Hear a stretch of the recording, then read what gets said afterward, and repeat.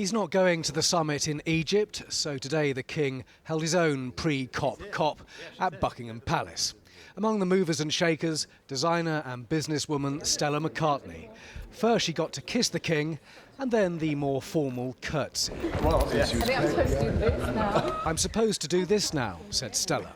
The Prime Minister was with the King for this engagement, but only one of them will be going to COP next week. American statesman John Kerry was also in this room, along with a lot of big money and big business. Getting them on side has been one of the King's projects long before he was king.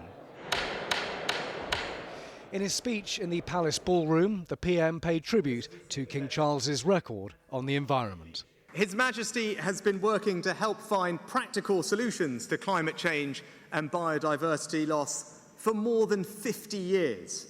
Long before COP1, let alone COP27. And when you look at the challenge before us, it is easy to feel daunted. But I believe the agreements we reached in Glasgow are a source of hope for the world. 200 delegates were here at this summit as the UK's presidency of COP draws to a close. Number 10 U-turned on the PM's attendance in Egypt, but the King, despite all his green credentials, is still not going. But he does plant trees. In fact, this family are world leaders at it. This lime tree is for the Queen's Green Canopy project. As the Prince of Conservation, he always patted the sapling and said something like, "Good luck, tree." And he's not going to stop now that he's king. Well, Simon's live outside the palace while all of that goes on inside. Simon, why isn't he just going to this summit next week?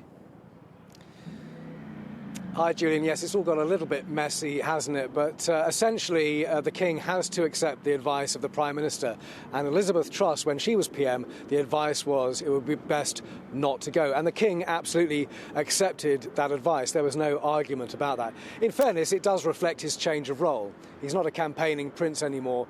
He is a head of state. Now, of course, there has been a change in Prime Minister, and a Number 10 spokesperson said that, well, maybe if Rishi Sunak had been in power earlier on, it would have been a different conversation. Obviously, Rishi Sunak is now going to COP next week. But as it is, it's logistically not feasible for the King to go. So essentially, it's OK for politicians down the road to do handbrake turns, but it's not really something they do here. More on COP later in the programme. Simon, thank you very much for that.